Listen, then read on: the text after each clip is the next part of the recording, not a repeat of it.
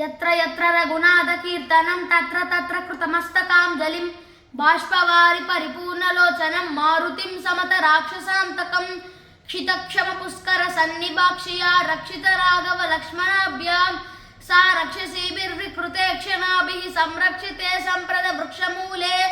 అందరికీ నమస్కారం. ఇప్పుడు మనం వాల్మీకి విరచిత శ్రీమద్ రామాయణంలోని బాలకాండలోని తాటకి వధ అనే అంశం గురించి తెలుసుకుందాం. విశ్వామిత్రుడు రామలక్ష్మణులతో పాటు సరయూ నదికి దక్షిణం వైపు ప్రయాణించసాగారు. ఆ రోజు అక్కడే విశ్రమించి మరుసటి రోజు పొద్దున విశ్వామిత్రుడు రాముడిని నిద్రలేపడానికి కౌసల్య సుప్రజ రామ పూర్వ సంధ్య ప్రవర్తతే ఉత్తిష్ట నరసార్ధూల కర్తవ్యం దైవమాహ్నికం అని చెప్పి రాముడిని లక్ష్మణుడిని సరయూ నది దగ్గరకు వెళ్ళి స్నానం చేసి రమ్మన్నారు. రామలక్ష్మణులు సరయూ నది దగ్గరకు వెళ్ళి స్నానం చేసి వచ్చారు. అప్పుడు విశ్వామిత్రుడు రాముడికి లక్ష్మణుడికి బల అతిబల అనే మంత్రాన్ని ఉపదేశించారు. ఈ బల అతిబల అనే మంత్రానికి ఎందుకు ఉపయోగిస్తారు అంటే ఆకలి దప్పికలు లేకుండా ఉండడానికి, విశ్రాంతి తీసుకోకుండా నీరసం లేకుండా ఉండడానికి, నిద్రలో అయినా కూడా శత్రువుల్ని జయించేంత బలం కలగడానికి ఈ బల అతిబల అనే మంత్రాన్ని ఉపదేశిస్తారు. బల అతిబల ఉపదేశం తర్వాత విశ్వామిత్రుడితో రామలక్ష్మణుడు ప్రయాణించసాగారు. అప్పుడు వారికి ఒక ఆశ్రమం కనబడింది. రాముడు విశ్వామిత్రుడితో ఆ ఆశ్రమం ఎవరిది అని అడిగారు. అప్పుడు విశ్వామిత్రుడు పూర్వం కాముడు అనేవాడు తన శక్తిని శివుడి మీద ప్రయోగించారు. ఆగ్రహవంతుడైన శివుడు కాముడు అనే వ్యక్తిని అంగవిహీనుడిగా చేశారు. అప్పటి నుండి ఈ ప్రదేశాన్ని కామాశ్రమం అంటున్నారు. శివుడి శక్తి ఇక్కడ ఉంది కాబట్టి అందరూ మునులు ఋషులు ఇక్కడ తపస్సు చేసుకుంటున్నారు. ఈ రాత్రికి మనం ఇక్కడే విశ్రమించి మరుసటి రోజు పొద్దున సరయూ నది తీరాన్ని దాటుదాము అని చెప్పారు. మరుసటి రోజు కామాశ్రమము విడిచి నావలో సరయూ నదిలో ప్రయాణిస్తూ ఉండగా శ్రీరామచంద్రుడికి హోరు శబ్దాలు వినిపించాయి. అప్పుడు శ్రీరామచంద్రుడు ఏమిటా శబ్దము అని విశ్వామిత్రుని అడగా అప్పుడు విశ్వామిత్రుడు కైలాస శిఖరంపై ఒక సరోవరం ఉంది. బ్రహ్మ తన మనస్సుతో ఆ సరోవరాన్ని సృష్టించారు కాబట్టి ఆ సరోవరానికి మానస సరోవరం అనే పేరు. ఆ మానస సరోవరం యొక్క జలము భూమిపై ప్రవహిస్తూ సరయూ నదిగా మారి అయోధ్యను చుట్టుకుంటూ ఇక్కడ గంగలో కలుస్తుంది. ఆ కలిసేటప్పుడు వచ్చే శబ్దమే ఈ జలహోరు అని శ్రీరామచంద్రుడికి వివరించాడు విశ్వామిత్రుడు. నదీ తీరాన్ని దాటిన తర్వాత కొంచెం సేపు ప్రయాణించిన తర్వాత వాళ్ళకి ఒక దండకారణ్యం ఎదురయ్యింది. శ్రీరామచంద్రుడు ఈ దండకారణ్యంలోని చెట్లేమిటి భయంకరంగా ఎండిపోయి అశుభ సూచకంగా ఉన్నాయి అని విశ్వామిత్రుని అడిగారు.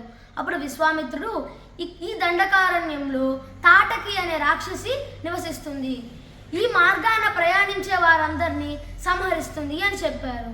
అప్పుడు శ్రీరామచంద్రుడు ఎవరి తాటకి అనే ప్రశ్నని విశ్వామిత్రుడితో అడిగారు. విశ్వామిత్రుడు రామునితో తాటకినే తాటక అని కూడా అంటారు, ఇప్పుడు నేను తాటక జన్మ కథ చెప్తాను, జాగ్రత్తగా విను రామా అని అన్నారు. పూర్వము సుకేతు అనే యక్షునికి సంతానం లేదు. సంతానం కోసం ఘోరమైన తపస్సు చేశారు. బ్రహ్మదేవుడు ప్రత్యక్షమై 1000 ఏనుగుల బలం కలిగినటువంటి తాటకను సంతానంగా ప్రసాదించారు.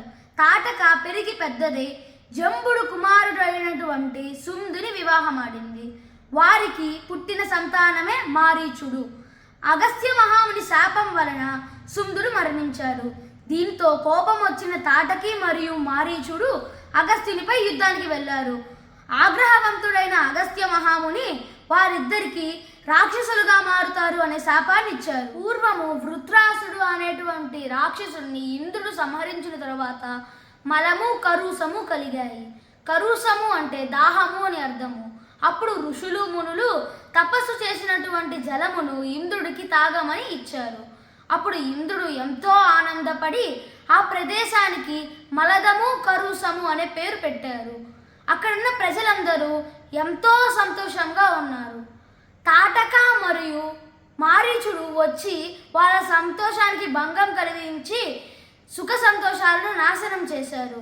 ప్రజలను హింసించి సంహరించారు. ఆ మలదము కరుసమే ఇవాళ మనం చూస్తున్న దండకారణ్యము అని విశ్వామిత్రుడు శ్రీరాముడితో చెప్పారు.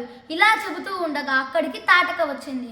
గచ్చన్ సహానుజో రామః కౌశికేన ప్రచోదితః తాటకామవధీర్ధీమాన్ లోకపీడన తత్పరాం. శ్రీరాముడు స్త్రీ కదా సంహరించొచ్చా అని విశ్వామిత్రుని అడిగారు. అప్పుడు విశ్వామిత్రుడు, పూర్వం భూమిని నాశనం చేయడానికి చూసిన మందరను దేవేంద్రుడు సంహరించారు. భూమిని మొత్తం రాక్షస పాలు చేయాలి అనుకున్న ఉసనను విష్ణుమూర్తి సంహరించారు. ఈ తప్పు చేసిన వారు స్త్రీ అయినా పురుషులైనా కూడా శిక్షార్హులే అని విశ్వామిత్రుడు శ్రీరామునితో చెప్పగా శబ్దవేది అనే బాణము తీసుకొని శ్రీరాముడు తాటకను సంహరించారు. ఇది చూసి అందరూ ఆనందించారు. వాల్మీకి విరచిత శ్రీమద్ రామాయణంలోని బాలకాండలోని మరికొన్ని అంశాలు మరొక వీడియో ద్వారా తెలుపుతాను. జై శ్రీరామ్.